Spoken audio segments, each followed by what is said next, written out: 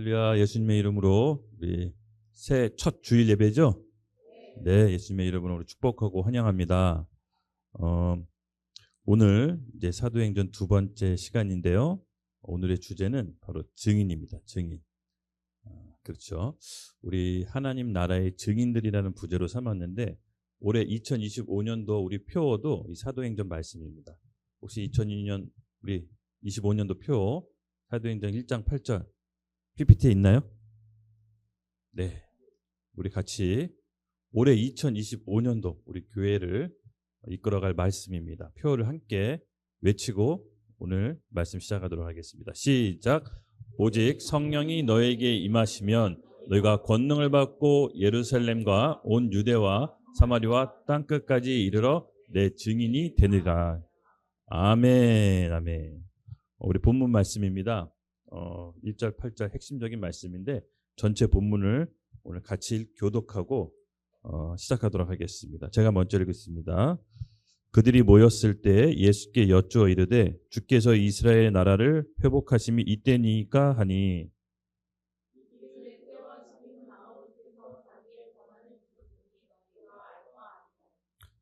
오직 성령이 너에게 임하시면 너희가 권능을 받고 예루살렘과 온 유대와 사마리아 땅끝까지 이르러 내 증인이 되리라 하시느니라.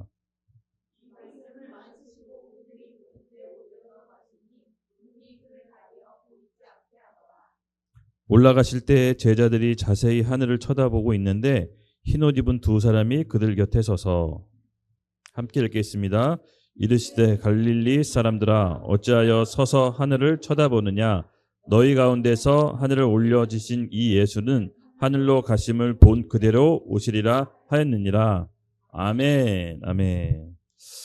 맞습니다, 여러분. 예수님께서 초대교회 하늘로 들려 올려지신 그 모습 그대로 성경의 약속대로 다시 오신다고 했습니다. 그렇죠? 이 사도들의 그리고 초대교회 성도들의 마음이 어땠을까요? 사람이 공중으로 하늘로 들려 올라가는데 그분이 심판주로 다시 오신다라는 그 믿음이 굳건하게 있었습니다.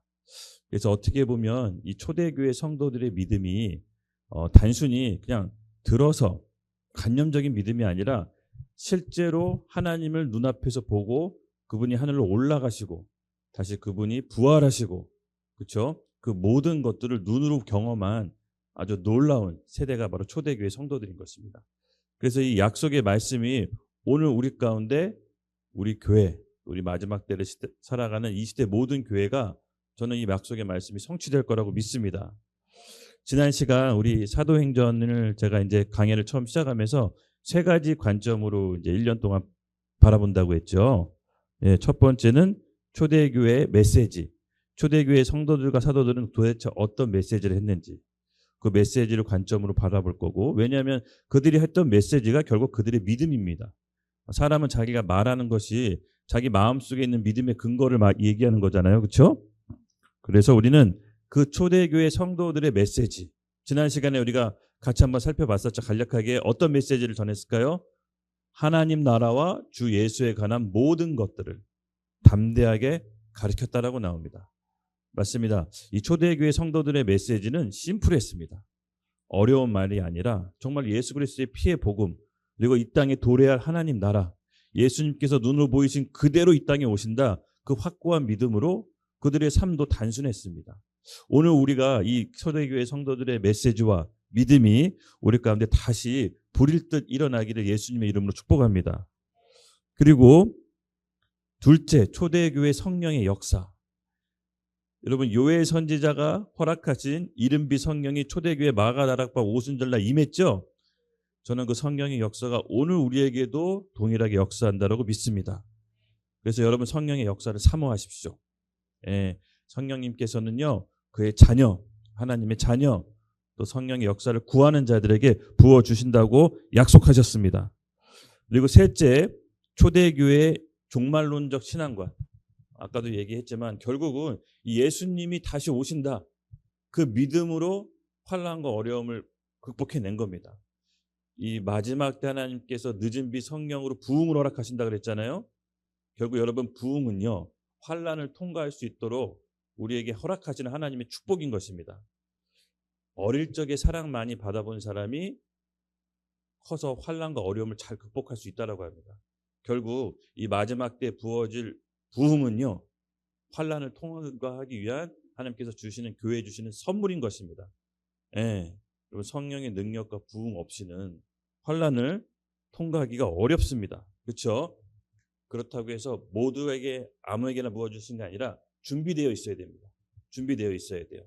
우리가 이제 신년 기도회 교회적으로 같이 함께 합심해서 기도하고 정말 우리 성령의 능력을 구하잖아요.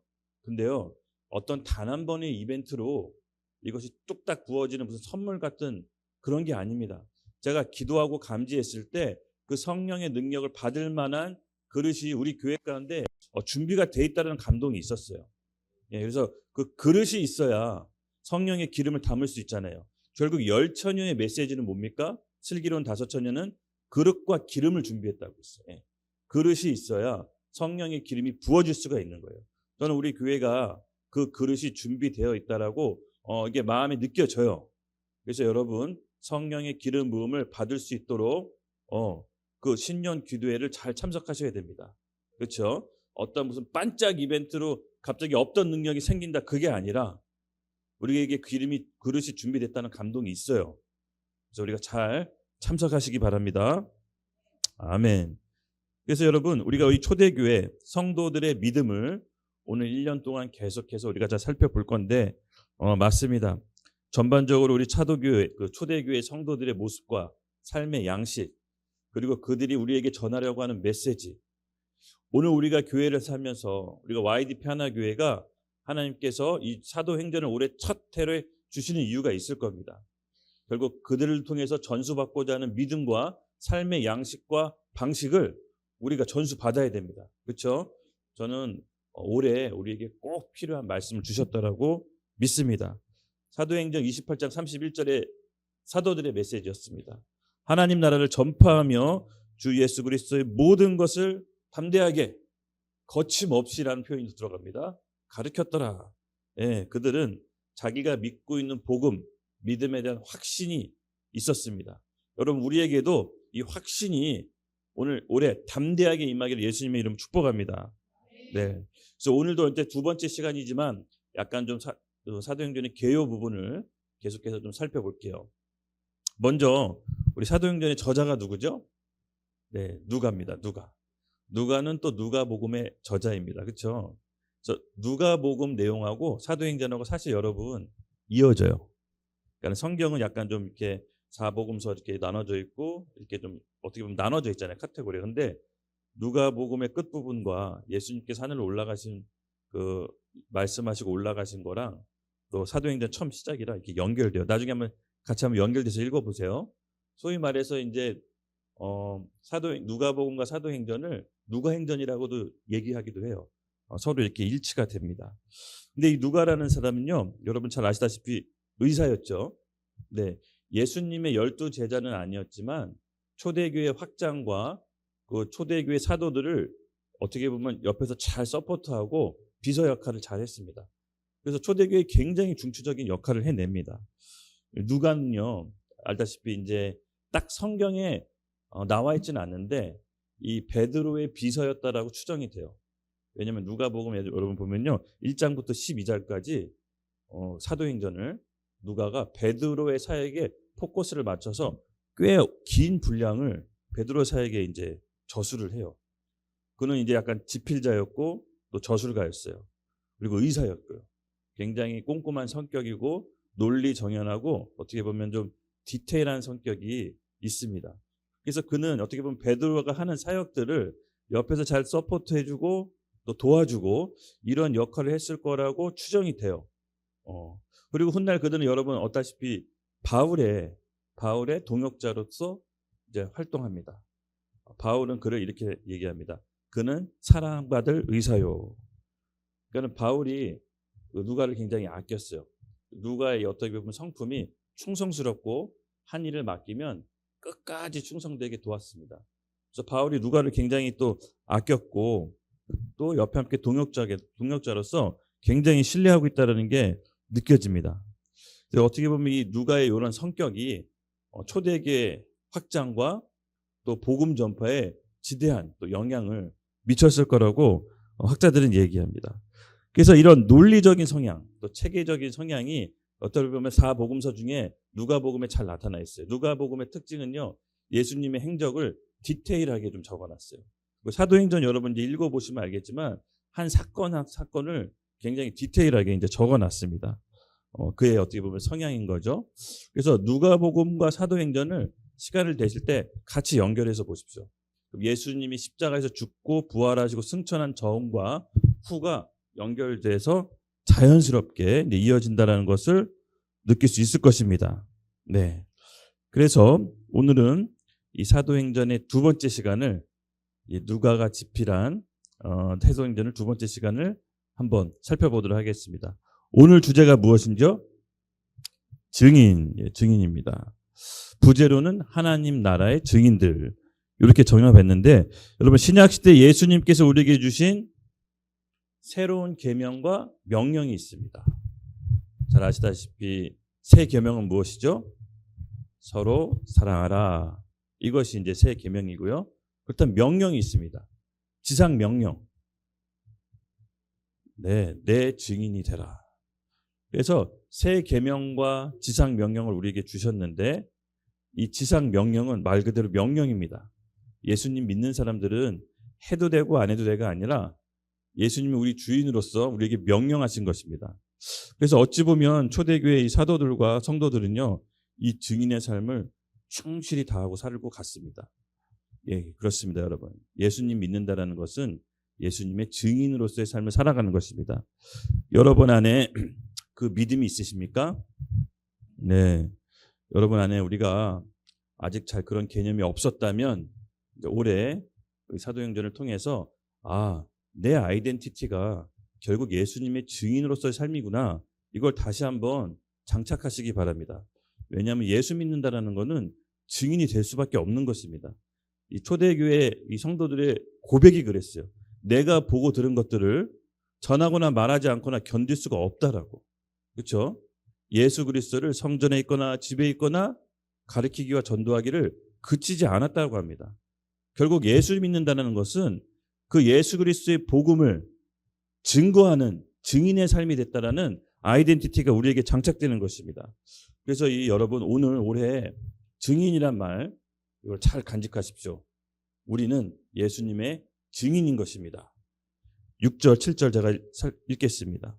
그들이 모였을 때 예수께 여쭈어 이르되 주께서 이스라엘 나라를 회복하심이 이때니이까 하니 이르시되 때와 시기는 아버지께서 자기의 권한에 두셨으니 너희가 알 바가 아니오. 아멘. 6절에 한 제자가 질문을 합니다, 여러분. 이스라엘 나라의 회복이 이때니까. 네. 이 질문을 누가 했을까요? 성경에는 이 질문이 누가 했다라고 딱 나와 있지는 않습니다. 그런데 이 질문을 한 사람을 추론해 볼 수가 있는데요. 예, 바로 젤롯 시몬이라는 어떻게 보면은 성경에 잘 예수님이 행적을 나타날 때 거론되지 않은 제자입니다. 침묵의 제자라고도 하는데 이 제자는요. 어떻게 보면 젤롯이라는 앞에 이름이 붙은 걸 보면 젤롯은 그때 당시 어떤 정치 단체였습니다. 젤롯당이라고 하죠. 네, 그때 당시 이스라엘 상황이 로마의 통치 아래 로마의 식민 지배를 받고 있었기 때문에 지금으로 따지면 뭐 독립운동 기구, 독립운동 단체였던 것 같아요. 그래서 이스라엘의 회복을 위해 열심히 투쟁하고 싸웠던 사람입니다. 그 사람이 지금 예수님의 제자로 들어간 거예요. 학자에 따르면요, 젤롯 당에서 예수님의 제자로 일부를 보냈다라고 합니다. 왜냐면 그때 당시 예수님의 영향력이 어마어마했습니다, 여러분. 왜냐면 종교인들, 정치인들이 예수님의 활동에 위협을 느끼고 있었어요. 정말 예수님이 수많은 사람들을 구름대처럼 몰고 다녔거든요. 그래서 이 젤롯당이라는 사람이 어쩌면 예수님이 로마의 통치로부터 구원해 주실 다윗 왕과 같이 이스라엘의 전성기를 회복시켜 줄 정치 지도자로 봤던 것 같아요, 예수님을. 그래서 이 젤롯이라는 당에서 시몬을 예수님의 제자로 보냈다라는 설이 있습니다. 나중에 예수님께서 이스라엘의 정권을 잡았을 때 젤롯 당도 한 역할, 한 영향력을 행사할 수 있도록 미리 보냈다라는 얘기가 있습니다. 예, 바로 그 제자가 했던 질문이라는 것을 추론한 겁니다. 왜? 지극히 정치적인 질문을 한 거예요. 지금 우리나라가 이스라엘이 로마 통치 아래 있는데 주님, 우리 이스라엘이 회복이 언제입니까? 언제 독립합니까? 라고 이제 물어보는 겁니다. 물어본 타이밍 시점이 어떠냐면요. 예수님이 승천하기 바로 전, 그러니까 곧 떠나기 전, 지금 떠나면 못 물어보니까 자기가 정말 궁금한 거를 물어본 겁니다. 그렇죠? 아마 이 질문이 속마음에 있는 걸 처음으로 드러낸 것 같아요. 이렇게 사복음서의 젤로 시몬은 뭐 두각을 드러내지 않아요. 근데 이 질문 하나, 아마 본인이 정말 묻고 싶었던 것 같습니다. 어쩌면 본인이 예수님이 제자 들어온 정체를 드러낸 말인 걸 수도 있어요. 지금 예수님은 하나님 나라를 말하고 하나님 나라가 이 땅에 임한다고 했는데 어떻게 보면 되게 뜬금없어요. 우리 조국 이스라엘 언제 회복합니까? 이렇게 얘기하는 겁니다. 그때 예수님 말씀이 여러분 참 전공을 찌르는 말씀입니다. 그렇죠? 8절 이렇게 얘기합니다. 아니 7절이죠. 7절에 이렇게 얘기합니다. 이르시되 때와 시기는 아버지께서 자기의 권한에 두셨으니 너희는 알 바가 아니오. 약간 좀 단호하게 말씀하시죠. 너가 이스라엘 회복을 원하느냐? 그건 아버지께서 정하실 것이다. 시몬아, 지금 그게 중요한 게 아니야 라고 말씀한 것입니다. 그렇죠? 어떻게 보면 젤로 시몬 입장에서는 정말 침묵을 깨고 한마디 정말 중요한 질문을 했던 건데 좀 굉장히 매몰차게 예수님께서 그거 아버지 뜻 아니야. 아버지가 알아서 하실 거야. 예. 그리고 젤로 시몬에게 얘기합니다. 네가 진짜로 준비해야 될 게 뭔지. 8절 우리 같이 함께 읽겠습니다. 시작. 오직 성령이 너에게 임하시면 너희가 권능을 받고 예루살렘과 온 유대와 사마리아와 땅끝까지 이르러 내 증인이 되리라 하시니라. 아멘. 아멘. 네, 예수님께서 명확하게 얘기하십니다. 때와 시기는 아버지께서 권한에 두셨어. 그 전에 시몬아 네가 먼저 해야 될 것이 있어. 먼저 성령 받아야 돼. 그리고 내 증인이 돼야 돼. 이것이 오늘 우리에게도 해주신 예수님의 말씀이라고 저는 믿습니다. 여러분 맞습니다. 오늘 우리 기독교 청년들, 기독 청년들에게 제가 말하고 싶은 게 있습니다. 지금 나라가 굉장히 혼란스럽죠. 전국이 어지럽습니다. 어떻게 보면 우리 쪽에서도 기독 청년들이 대한민국의 회복을 간절히 바라고 그 순수하고 선한 마음이 전 다 있다라고 봅니다. 그런데 그 전에 정말 우리 대한민국의 회복을 일으키실 분 누굽니까? 하나님이시죠? 예수님이 오늘 우리 기독 청년들에게 얘기하신다고 저는 믿습니다. 얘들아, 대한민국의 회복은 하나님이 하실 거야. 너희는 먼저 성령을 받아야 돼. 그리고 내 증인이 돼야 돼. 사마리아와 온 유대 또 열방까지 내 증인으로 살아야 돼. 이게 먼저야! 라고 우리에게 말씀하시는 겁니다. 그렇죠? 예, 여러분 안에도 답답한 마음이 있는 줄 압니다. 곧 뭐 이렇게 유튜브나 뉴스 보면 나라 곧 망할 것 같은 느낌이 드는 것도 압니다. 하지만 우리는 말씀의 기준으로 삼아야 됩니다. 그렇죠? 성경 말씀은 우리를 예수님께서 이렇게 말씀하시는 겁니다. 먼저 성령을 받아라. 그리고 온 유대, 사마리아 땅끝까지 내 증인이 되라. 여러분 올해 성령의 충만함을 받고 여러분 각자 직장, 교육계, 뭐 의료계, 뭐 언론계, 문화계 그곳에 가서 예수님의 증인으로 삶을 사십시오. 그럴 때 나라 전체가 회복되는 것입니다. 아셨죠? 우리가 먼저 구해야 될 것은 성령의 충만함입니다. 이것이 예수님께서 우리에게 오늘날 바라는 지상 명령인 것입니다. 지난 시간에도 얘기했잖아요. 왜 혼란스럽고 미혹이 되느냐? 하나님의 말씀이 기준이 없으면 혼란스럽고 미혹이 되는 겁니다. 반대로 말씀이 기준이 되면 미혹은 자연스럽게 떠나가는 것입니다.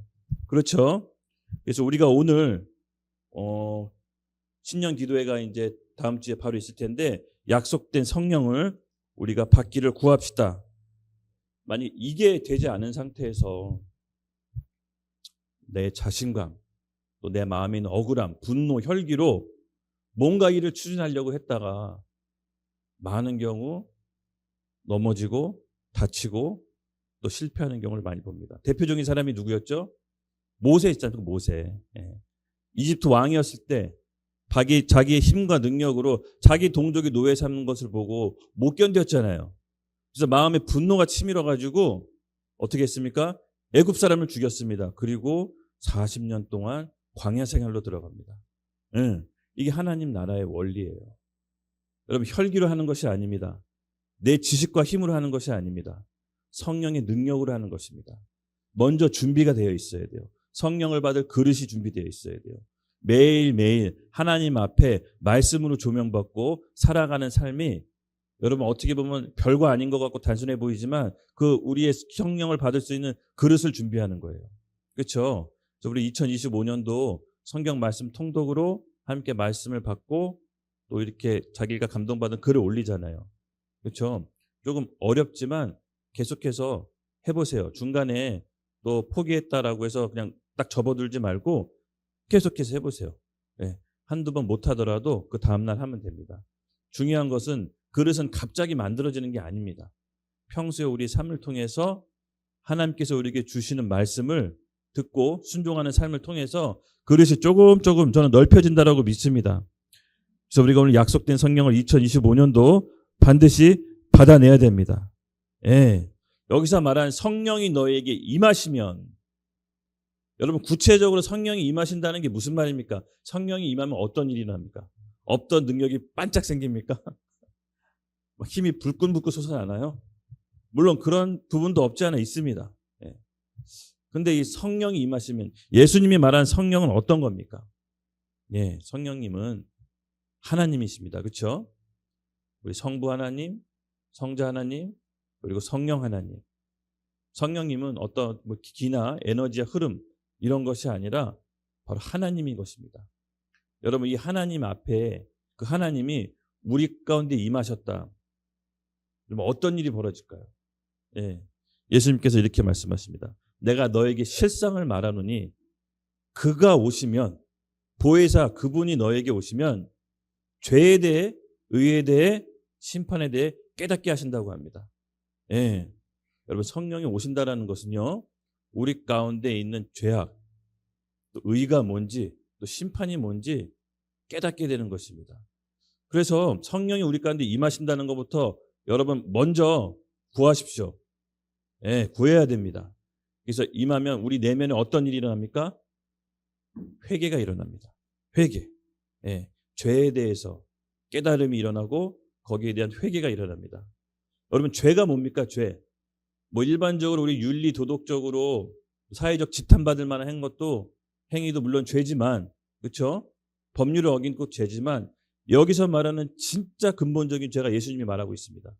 죄라 함은 그들이 나를 믿지 아니하며, 죄의 근본이 이것입니다. 어떻게 보면 윤리도덕적으로 지탄받는 행위, 법을 어기는 것도 죄지만 그것은 죄의 열매이자 결과이지 죄의 근본은 아닌 것입니다. 죄의 근본은 뭡니까? 예수님을 거부하고 예수님을 모른 척하는 것. 이것이 바로 죄의 근본입니다. 근데 조금 더 자세하게 들어가 볼게요. 죄의 뿌리가 예수님을 거부한 거라고 했는데, 죄의 뿌리가 예수님을 거부한 거다. 근데 우리 다 예수님 믿잖아요. 그렇죠? 우리들 중에서 누구든 예수님을 거부한 사람은 없다라고 합니다. 맞습니다. 그렇죠? 근데 우리는 여전히 죄악 가운데 머물고 있습니다. 어떻게 설명할까요? 바로 조금 더 자세하게 들어가면 예수님의 주인 되심을 거부한 겁니다. 그러니까 오늘날 우리 크리스찬들의 현 신앙의 상태, 어떻게 보면요, 예수님을 구원자로, 나의 죄를 구원해 주신 구원자로는 믿지만 실상은 주인으로 따라가기 어려운 상태입니다. 여러분, 우리가 이것이 죄의 근본 뿌리라는 것을 인식해야 됩니다. 예수님은 우리의 주인인 것입니다. 구원자뿐만 아니라 우리의 주인이라는 것이 인정이 돼야 됩니다. 오늘날 우리 신앙생활 보면요, 이 믿음으로, 지식으로 깨달아서 그것이 나의 실질적인 믿음으로 착각하는 경우가 많습니다. 그러나 우리가 예수님을 진짜 믿는다는 것은 그의 주되심대라 그의 내 삶의 모든 영역을 예수님께 맡기는 겁니다. 시간도 그렇고요, 돈도 그렇고요. 내 인간관계도 그렇고요. 내 모든 삶의 전반적인 것들을 그 로드십을 예수님께 드리는 겁니다. 어느 거 하나 내 거라는 것이 없는 것입니다. 그것이 주인인 것입니다. 근데 이 주인 되심이 흐릿하고 잘 명확하지 않기 때문에 나는 예수님을 믿는다고 생각하지만 실상은 행동과 몸은 약간 분열적인 모습을 보여줍니다. 다른 걸 행하고 다른 것을 원하는 것을 우리 마음과 몸이 원하는 것을 행합니다. 그러면 이것이 오늘 우리 어떻게 보면 성도들의 문제가 될 수가 있습니다. 이 초대교회 성도들은요, 실제 본인들의 믿음과 삶을 일치시켰습니다. 우리가 지난 시간에도 제가 얘기했잖아요. 그렇죠? 우리가 사람이 있건 없건 보지 않건 보건 우리의 삶과 신앙을 일치시키는 훈련을 하자고. 왜냐하면 우리가 하나님을 경외한다는 것은 나와 하나님이 늘 함께 있다는 걸 인식하는 거라고 했습니다. 예, 맞습니다. 오늘 우리에게 이런 믿음과 신앙이 필요합니다. 우리의 삶과 우리의 신앙을 일치시켜야 됩니다. 그럴 때 예수님이 주인 되심을 인정하는 것입니다. 베드로가 이렇게 오순절날 성령 받고 했던 설교가 기억나시죠? 너희가 십자가에 못 박은 이 예수를 우리 하나님께서 주와 그리스도가 되게 하셨다. 이 설교를 듣고 사람들이 그 자리에서 3,000명이 회심합니다. 예, 간단한 복음이었습니다. 그래서 사람들이 놀랍니다. 이 사람 배우지 못한 사람인데 어떻게 저런 말을 하냐? 예, 사람들이 놀랍니다. 배워서 지식으로 깨달아서 하는 것이 아닙니다. 내 안에 실질적인 하나님 나라가 임했을 때 그 확신과 담대함으로 얘기할 수 있는 겁니다. 오늘 2025년도에 여러분에게 이 믿음에 대한 확신과 담대함이 임하길 예수님의 이름으로 축복합니다. 예, 주인 되었다라는 것은 예수님이 우리 삶의 주인 되었다라는 것은요, 우리가 종이란 뜻입니다. 종. 예. 너무 억울합니다. 그럼 우리 맨날 그럼 노예처럼 종처럼만 살아야 됩니까? 예, 여러분 그 뜻이 아닙니다. 예수님께서는 우리의 주인이시지만 우리를 사랑하시고 자기 목숨도 아낌없이 내어줄 정도로 우리를 사랑하십니다. 예. 그 예수님께서 우리를 친구 삼아주시고 자녀 삼아주신 겁니다. 근데 우리 입장에서는 종된 마음이 있어야 돼요. 쉽게 얘기해서 우리 직장생활 회사 다니면 사장이 너무 잘해주고 친근해줘요. 그래서 사장이 야 이제 친구처럼 돼. 정말 또 친구 같이 해줘요. 그럼 실제로 우리가 사장을 친구처럼 여기서 반말하면 어떻게 됩니까? 회사 잘리죠. 네. 맞습니다. 예수님이 우리를 사랑해주고 자녀 삼아주고 친구 삼아준다고 해서 우리는 피조물의 자세를 유지해야 되는 겁니다. 그렇죠? 네, 바로 그것입니다. 예수님은 주인이지만 그의 사랑으로 우리가 건진받았기 때문에 예수님께 주인 자리를 언제든지 내어드리는 것입니다. 이것이 바로 우리의 상태인 것이죠. 예, 여러분 예수님이 주 되심을 우리가 올해 명확하게 질서를 잡읍시다. 예수님이 우리 삶에 무엇이든 요구할 때 그 내어드릴 수 있는 마음의 상태를 유지하십시오. 그것이 그의 나라와 의를 먼저 구하는 것입니다. 그의 나라와 의를 먼저 구할 때 우리의 모든 필요를 채워주실 하나님을 경험하셔야 됩니다.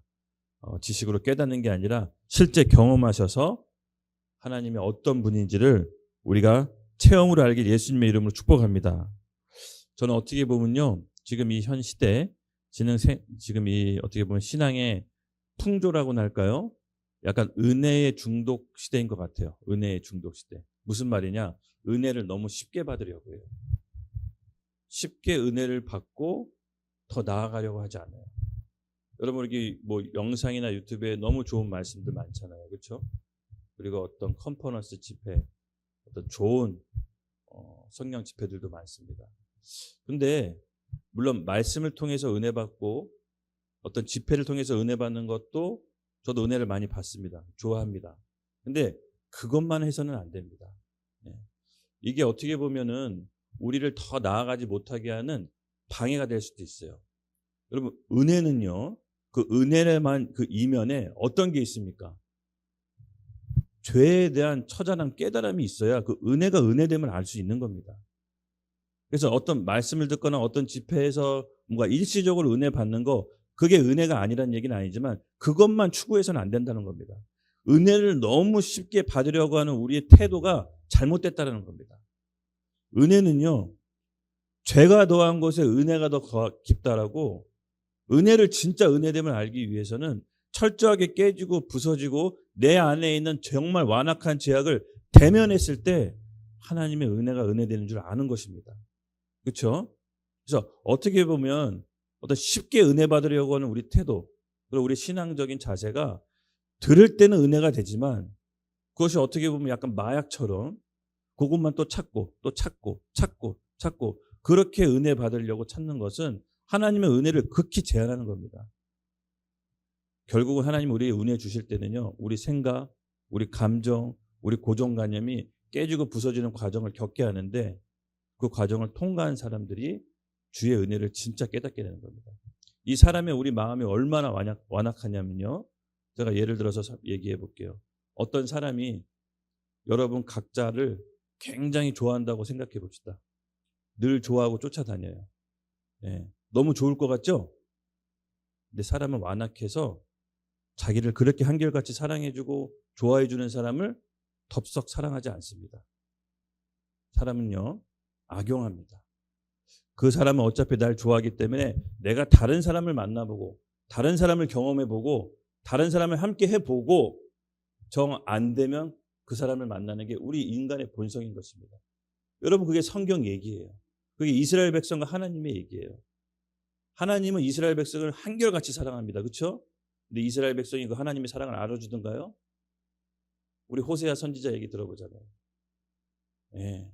끊임없이 고멜을 호세아가 사랑하고 또 사랑하고 사랑하지만 고멜은 관심이 없습니다. 관심이 1도 없습니다. 그런데 하나님께서는 계속해서 사랑하라고 합니다. 그 사랑을 알 때까지. 여러분, 이게 우리의 본성이에요.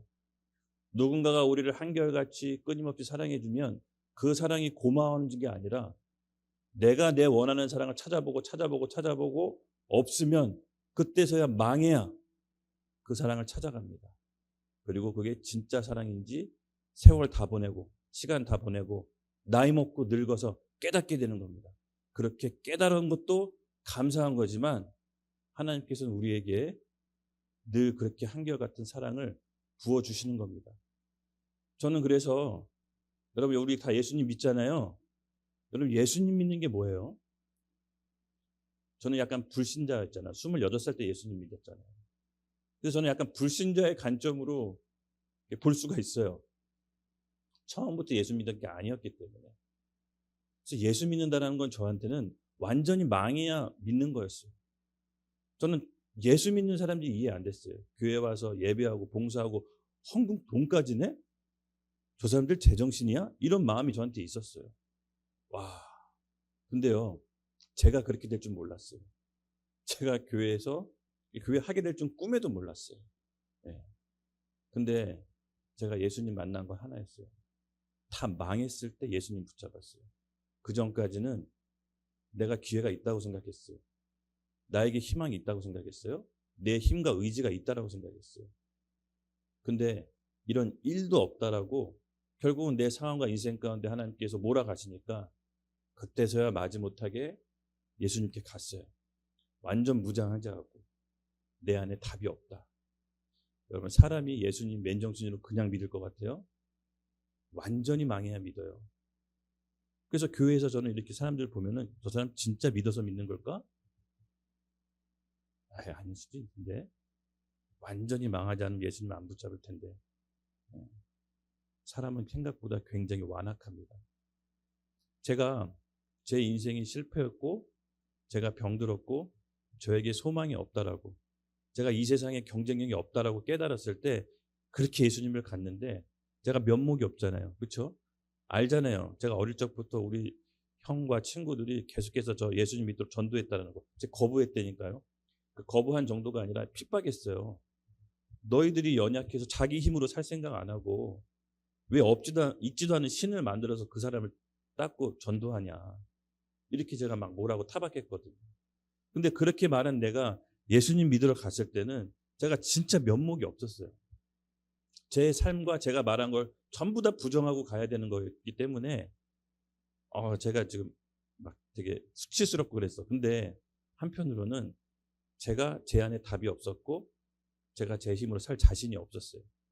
그래서 예수님께 갔는데 진짜로 예수님께서는 저의 첫날 그날 예배 드린 날 우리 맨날 예배 시작할 때 노래 부르잖아요. 슬픔 많은 그 사람 예수 이름 믿으며 그 노래가 탁 찬양이 나오는데 완전히 무너지더라고요.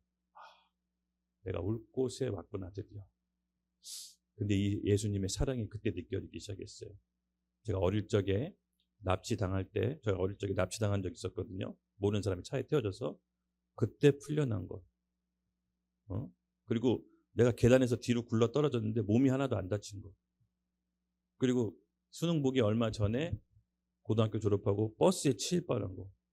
생각해 보니까 하나님의 은혜와 사랑이 나를 보호하고 계셨더라고요. 와, 그게 느껴지는 즉시 완전 무장해지. 이제부터는 주인으로 삼고 가야겠다. 여러분, 사람은요 철저하게 망하지 않으면 예수님 안 붙잡습니다. 그냥 문화로 믿지 마세요. 그냥 그렇게 믿었으니까 믿었다 이렇게 믿지 마세요. 진짜로 내 안에 예수님의 주인 되심을 믿고 무너져 본 경험이 있는지 한번 점검해 보세요. 남들이 믿어서 믿는 거 그렇게 믿지 마시고요. 태어나 보니까 모태신앙이나 믿습니다. 그렇게 믿지 마시고요. 진짜로 믿으셔야 돼요. 그게 신앙생활의 첫 시작입니다. 그렇게 믿을 때 그 예수님의 은혜가 은혜인지를 아는 거예요. 그 은혜가 더 큰 은혜로 오려면요, 역설적이게도 얼마나 내가 큰 죄인인지를 깨달아야 그 은혜가 부어지는 줄로 믿습니다. 아멘.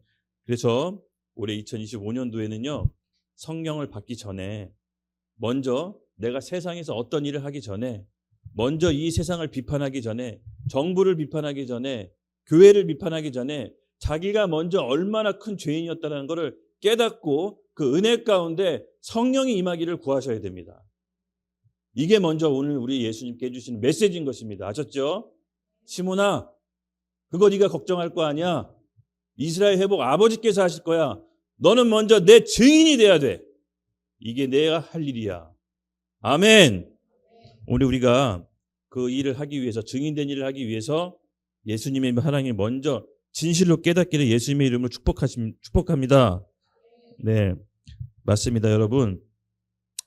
사실은 망하는 게 축복입니다.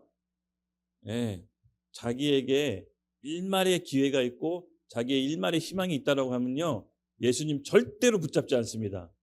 우리 사람이 얼마나 간사하고 완악한데요. 저는 제 자신도 믿지 않습니다.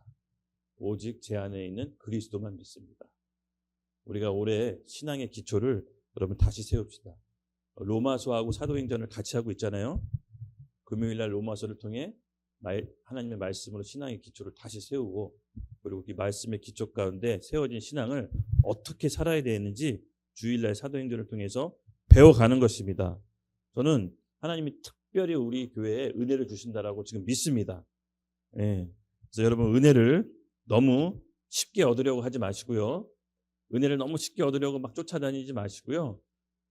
교회에서 하는 통도, 그리고 증인의 삶 훈련, 그리고 여러 가지 교회에서 하고 있는 프로그램들 있잖아요. 사실 교회에서 하는 것만 따라오기도 굉장히 버거워요. 잘 따라오십시오. 하나님께서 분명히 부어주시는 은혜가 있을 겁니다. 그래서 우리 안에 저는 올해 정말 우리가 신년 기도회 때 하겠지만은 불태워야 될 것, 첫 번째가 제가 지난 시간에 얘기했죠. 우리 안에 미묘한 불신앙, 그렇죠? 믿지 못하는 미묘한 불신앙. 이런 불신앙은요, 사실은 어떤 체험이나 하나님을 경험하면 어느 정도 이제 해소가 돼요. 믿음으로 순종하면서 하나님의 역사를 경험하면 이게 어느 정도 이제 해소가 되는데, 또 하나 우리가 불태워야 될 게 있습니다. 우리 관념적인 신앙, 아는 게 믿는 거라고 착각하는 신앙, 삶과 신앙이 일치되지 않은 신앙, 이 관념적인 지식에 기반한 신앙을 오늘 우리 올해 불태워버립시다. 우리가 성령을, 위로부터 오는 하나님의 은혜와 능력을 올해는 받아야 되는 줄로 믿습니다. 그래서 우리 하나님께 오늘 구하십시다. 오늘 그 성령의 능력을 올해 우리에게 부어주십시오. 부어주십시오. 너무 우리가 어렵고 복잡하게 생각하는데요. 그렇지 않습니다. 너무 어렵고 복잡하게 생각할 필요 없습니다. 예. 여러분 계속해서 은혜가 없다고 생각하는 사람은요. 뭐 은혜를 찾으려고 막 왔다 갔다 하는데 아닙니다. 예. 은혜를 얻는 방법은 좋은 방법이 있습니다. 아까도 얘기했잖아요. 내가 얼마나 죄인이라는 사실을 하나님께 깨닫게 해달라고 기도하십시오. 그럼 내가 죄인이 얼마나 큰 죄인을 깨달은 만큼 비례해서 은혜가 부어지는 것입니다. 제 경험으로. 예. 정말로 내가 철저한 큰 죄인이라는 걸 깨달으면 그만큼 은혜가 부어져요. 예. 왜 은혜가 조금밖에 안 부어주신지 아십니까? 어렵게 공부할 필요 없습니다. 자기가 죄인이라는 사실을 사실 잘 모르는 거예요. 예. 여러분 왜 전도를 못하는지 아십니까? 왜 전도를 안 하는지 아십니까? 제가 소심해서요. 제가 아는 지식이 없어요. 아니요. 그거 두 번째 문제예요. 베드로 무식했다니까요. 천국과 지옥이 실제가 아니기 때문에 복음을 못 전하는 겁니다. 실상은 내 안에 그 믿음이 없는 거예요. 여러분 성경에 뭐라고 얘기합니까? 누가복음에 죽으면은 우리 거지 나사로와 부자 얘기 나오잖아요. 눈앞에 지옥에 있는 사람, 눈앞에 있는 사람 본다니까요. 예. 성경에서 얘기하는 거를 잘 들어보죠. 천국과 지옥이 실제고 내 가족과 내 부모, 형제 누군가는 저 지옥에 있다면요. 복음 안 전할 수 있겠습니까? 만약에 안 전한다면 복음이 그만큼 자기의 실제로 느껴지지 않는 겁니다. 그만큼 믿음이 없는 겁니다. 예.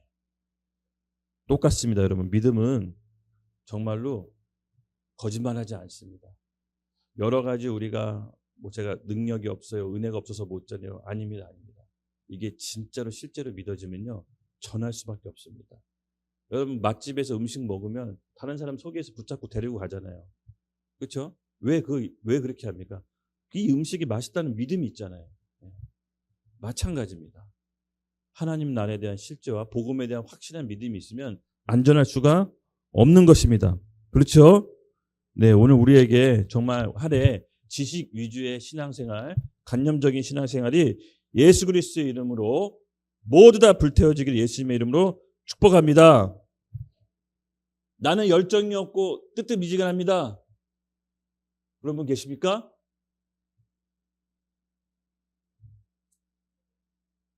네. 왜 그래요? 괜찮습니다. 성령의 불이 임할 겁니다. 아멘. 저는 우리 힘으로 하자는 얘기가 아닙니다. 우리 힘으로 없던 걸 막 끌어내자. 없는 힘을 짜내자. 긍정적으로 살자. 적극적으로 해보자. 이런 차원의 얘기를 하는 것이 아닙니다. 예. 지난 시간에도 얘기했잖아요. 불신앙을 없애자 그랬더니 긍정적으로 살겠습니다. 적극적으로 삶의 자세를 임하겠습니다. 그게 아니라고요. 그거는 얼마 못 가요. 그거는 어떤 영적인 문제의 한계에 봉착하면요 무너져요. 예. 우리 잘 나가는 연예인들 왜 자살합니까?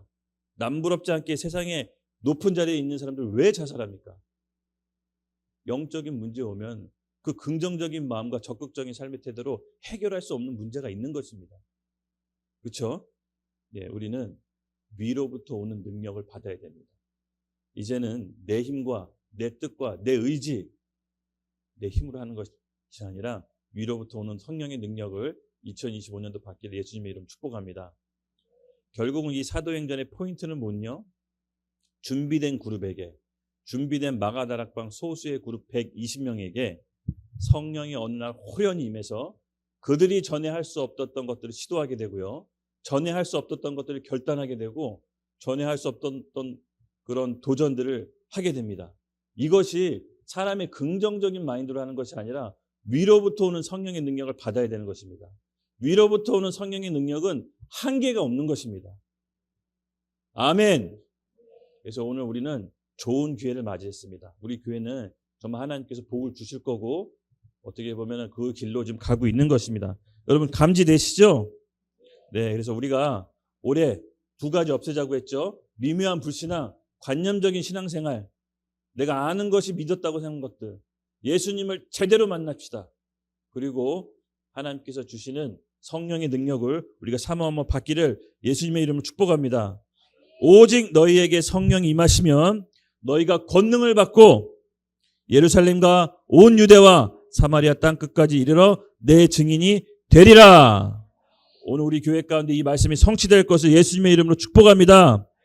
자기가 믿고 있는 복음에 대한 큰 확신과 담대함, 그리고 결단하지 못했던 걸 결단하는 한 해가 될 것입니다. 그리고 시도하지 못했던 걸 시도하는 사람들이 될 것입니다. 한 번도 보지 못했던 시야로 다른 각도로 이 세상을 보게 될 것입니다. 창의적인 사람으로 바뀌게 될 것을 예수님의 이름으로 축복합니다. 여러분, 우리 삶의 영역 가운데 우리가 이제 새롭게 진출하죠. 각자 새 출발하는 사람들이 있을 겁니다. 반드시 죄에 대한 인식과 그 하나님에 대한 은혜를 깊게 사모하시면서 아직 그게 없다면 오늘 그것을 구해야 됩니다. 그게 신앙생활의 첫 시작입니다. 여러분, 은혜가 거저 받은 게 은혜라고 하잖아요. 근데 여러분, 거저 받았다는 말에 이면에는 무엇이 있냐면요. 아까도 얘기했지만 엄밀히 따지면 거저는 아니에요. 거저는 아니에요. 예수님의 십자가의 죽음은 죽음에 대한 대가 지불로 우리를 산 거예요. 받는 우리는 아무 공로 없이 받았지만 누군가의 죽음의 대가에 의해서 받은 은혜라는 사실을 잊어서는 안 돼요. 그렇죠? 우리가 받은 이 은혜는 거저 받은 거지만 누군가의 죽음의 대가 지불로 얻게 된 겁니다. 그 사실을 잊지 맙시다. 은혜는 절대 값없이 싸게 주어지는 것이 아닙니다.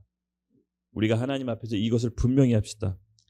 그러면요, 이 안에 죄에 대한 인식과 회개와 하나님에 대한 돌이킴이 내 안에 먼저 부흥이 일어나면요, 위로부터 오는 능력이 우리에게 나타나게 됩니다. 그래서 저는 우리 신년 기도회 끝나고 하늘의 신령한 은사도 같이 구하는 시간을 가질 거예요. 사모해야 됩니다. 방언, 통역, 병 고치는 은사, 영분별의 은사, 지식의 은사, 능력의 마음, 성경에 나와 있는 우리 육체 위에 부어지는 성령의 은사도 같이 구하십시오. 그래서 영혼 구원과 복음 전도와 하나님 나라를 확장을 위해서 자기가 자기를 제한하지 말고 자기 한계를 설정하지 말고 성령의 인도하심에 따라 무한대로 활동해 나갑시다. 작은 교회이지만 우주적으로 활동할 것을 믿습니다. 아멘. 전 세계적으로 활동하게 될 것입니다. 맞습니다. 우리 찬양팀 나오시고요. 같이 좀 기도하는 시간을 가질 텐데요.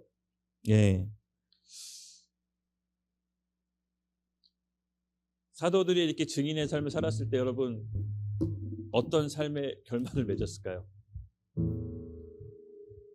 행복하고 해피하게 잘 먹고 잘 살았더라 라고 이렇게 나왔으면 좋았을 텐데 그렇게 성경은 나와 있지 않고요. 사도들의 말로를 한번 살펴봤습니다. 베드로는요, 로마에서 십자가 처형을 당하는데 예수님처럼 똑바로 십자가에서 죽을 면목이 없다고 스스로 거꾸로 받게 해달라고 요청합니다. 그리고 십자가에서 거꾸로 매달린 채 순교하죠. 그리고 베드로의 동생이 안드레 있죠. 안드레는 X자 십자가형에서 고통스럽게 죽습니다. 야고보는 예수님의 제자 중에 가장 먼저 순교하는데 칼에 맞아 죽습니다. 빌립은 역시 십자가상에서 못 박혀 죽습니다. 바돌로메가 제일 비참한데요. 산채로 가죽이 벗겨져 죽습니다. 여러분, 증인된 삶이 무엇입니까? 내가 더 이상 내 삶이 내 것이 아니라는 것입니다. 예수님을 주인됨으로 우리가 인정하는 것입니다. 그 사도들 모두들은요, 증인된 삶을 충실히 살다가 생을 마감했습니다. 그리고 그것이 끝날까요? 아닙니다. 우리에게 천국 소망이 있습니다. 죽음은 끝이 아니라 영원히 사는 길의 통로인 것입니다. 예수님이 죽고 부활하심의 생명을 우리에게 주셨습니다. 우리의 현실적인 모든 문제를 뛰어넘는 사도들의 믿음이 우리 가운데 임하기를 예수님을 축복합니다. 그래서 마지막 때에 교회에게 부어질 늦은 우리 성령은요, 사실 그 부흥은 마지막 때 환난을 통과할 수 있도록 우리에게 주시는 선물인 것입니다. 그래서 부흥은 환난을 통과하기 위한 하나님 주시는 선물이라는 것을 잊지 맙시다. 만약에 우리 가운데, 우리 교회 가운데 하나님께서 부흥을 허락하신다, 그 후에 환난이 있다는 것도 우리가 명심해야 됩니다. 오늘 우리 예수님의 증인된 삶이라는 것은 예수님께서 특별한 초대입니다. 많은 사람들이 넓은 길로 가지 좁은 길로 가지 않는다고 했습니다. 여러분, 예수님께서 우리를 좁은 길로 초대하신 거예요. 근데 예수님께서 결론을 뭐라고 얘기했습니까? 그 넓은 길은 사망이라고 했고 좁은 길은 영생이라고 했습니다. 신앙생활은 갑자기 믿음이 어느 날 뚝딱 생기는 게 아니라 우리의 평소의 삶을 통해서 준비해 나가는 겁니다. 그리스도의 몸된 교회 안의 공동체에서 우리가 함께 그리스도의 신부로 준비해 나갈 때 이 마지막 때 환난 통과할 수 있는 늦은 빛 성령을 부어주신 줄로 믿습니다. 아멘. 우리가 같이 그 기도를 함께 합시다.